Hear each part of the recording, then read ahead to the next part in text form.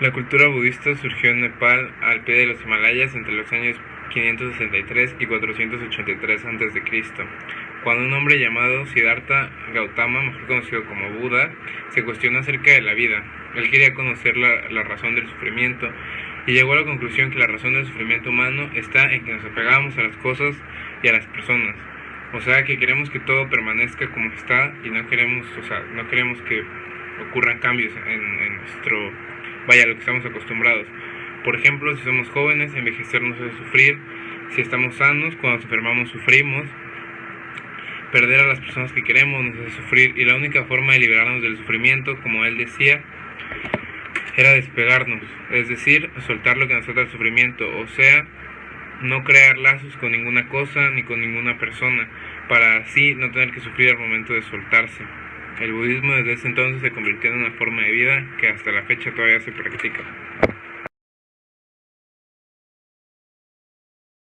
La cultura griega marcó los inicios de la filosofía. Tuvo gran impacto en la formación del pensamiento científico y filosófico. Estos eran los presocráticos. Este pensamiento buscaba encontrar explicaciones acerca de la realidad que nos rodeaba. Las preguntas que se planteaban eran respondidas mediante mitos o fábulas, pero al ver que esto no era suficiente decidieron buscar el arché, que es el principio y origen de las cosas. Este pensamiento, el de los presocráticos, se ubica del siglo VI a.C. al 4 a.C. Los filósofos más representativos de esta corriente son Tales de Mileto, Pitágoras, Heráclito, Empédocles y Demócrito.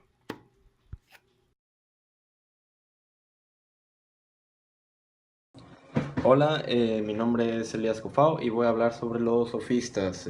La palabra sofista fue el principio de un sinónimo que era sabio, el cual Heródoto, por ejemplo, lo usaría para referirse a Solón, y a Pitágoras solo más tarde adquiriría a través de los diálogos platónicos el sentido peyorativo de hábil engañador. Los sofistas no formaron escuelas ni tampoco definieron una doctrina de rasgos comunes.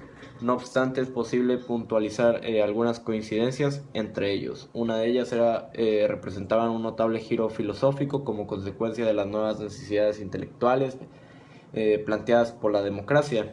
Se centraron así en problemas de índole práctica como la política, la moral, la religión, la educación y el lenguaje. También no representaban un conjunto sistemático de pensadores ni tampoco buscaban principios universales para operar de modo deductivo al estilo.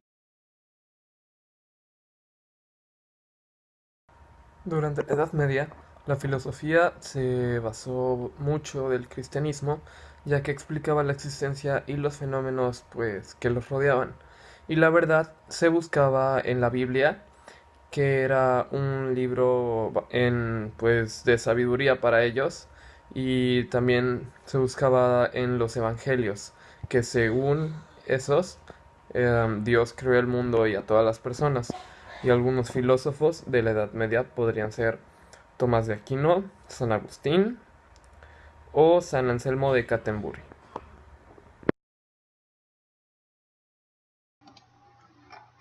La época moderna comprende del siglo XV hasta el siglo XVIII.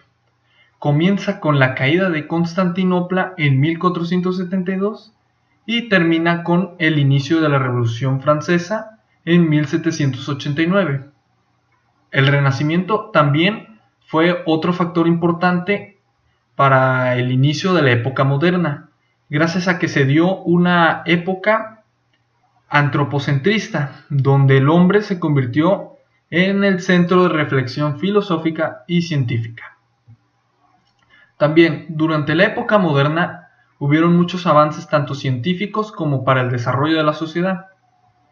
Los descubrimientos de Galileo Galilei sobre la ley de la caída, sobre el péndulo y también las mejoras que le dio al telescopio, la teoría heliocéntrica de Copérnico, la creación de la imprenta por Johannes Gutenberg en 1450 y la reforma protestante de Martín Lutero, la cual trajo cambios necesarios a la reforma cristiana en 1517.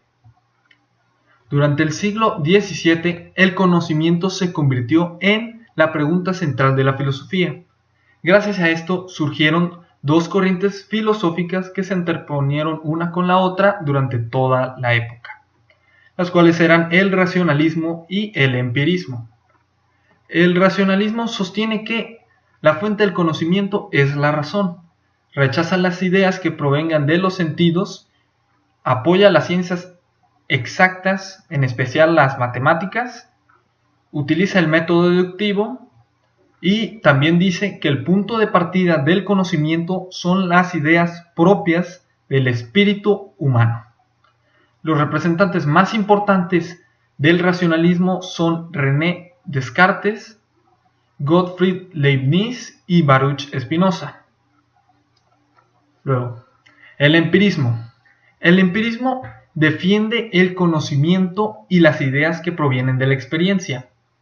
Se basa en la razón y también hay dos tipos de sentidos, un sentido psicológico y un sentido epistemológico.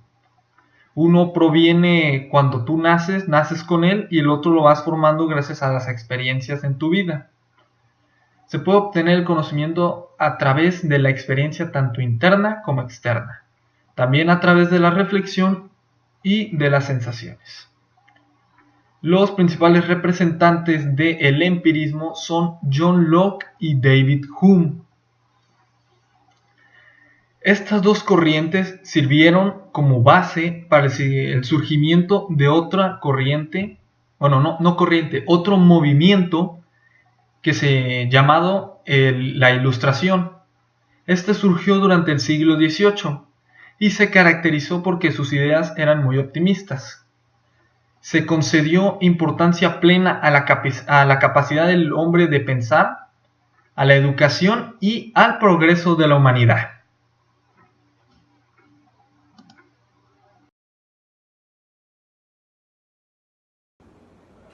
Hola, mi nombre es Jorge García y les voy a hablar sobre las corrientes filosóficas contemporáneas.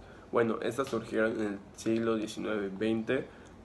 Aquí el hombre contemporáneo buscaba otra clase de respuestas.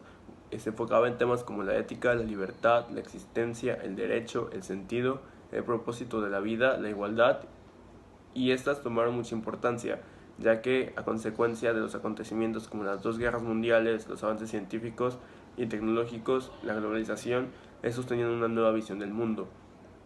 Aquí surgen muchas teorías porque en cada lugar del mundo estaba pasando una cosa diferente, entonces tenían una realidad diferente cada quien. Surge el marxismo propuesto por Karl Marx y Engels, que dice que la historia es una consecuencia de la lucha de las clases sociales. Es el positivismo, que dice que el único conocimiento auténtico es el conocimiento científico y la única manera de llegar a él es gracias al método científico. Está el historicismo propuesto por Benedetto y von Ranke, que dice que la realidad es producto de un devenir histórico. El idealismo, que nos dice que el mundo exterior es una idea de la mente del ser humano, propuesta por Berkeley y Kant. Está el nihilismo, que dice que la vida es absurda y carece de significado, propuesta por Nietzsche. Está el pragmatismo, propuesta por Charles Sanders Peirce y William Jones, y dice que solo lo que es verdadero funciona. El estructuralismo dice que es del mundo. Aquí surgen muchas teorías porque en cada lugar del mundo estaba pasando una cosa diferente, entonces tenían una realidad diferente cada quien. Surge el marxismo propuesto por Karl Marx y Engels, que dice que la historia es una consecuencia de la lucha de las clases sociales. Es el positivismo, que dice que el único conocimiento auténtico es el conocimiento científico y la única manera de llegar a él es gracias al método científico. Está el historicismo propuesto por Benedetto y von Ranke, que dice que la realidad es producto de un devenir histórico. El idealismo, que nos dice que el mundo exterior es una idea de la mente del ser humano, propuesta por Berkeley y Kant. Está el nihilismo, que dice que la vida es absurda y carece de significado, propuesta por Nietzsche. Está el pragmatismo, propuesta por Charles Sanders Peirce y William Jones, y dice que solo lo que es verdadero funciona. El estructuralismo dice que las estructuras producen un significado en las culturas y busca su significado, propuesto por Claude Lévi-Strauss. Y también es el existencialismo, que nos dice que el significado de la vida, de la existencia humana, procede de una esencia y que el hombre es libre y responsable de sus actos. Esta fue propuesta por Jean-Paul Sartre. Hay muchas teorías y formas de ver el mundo, pero cada una es diferente.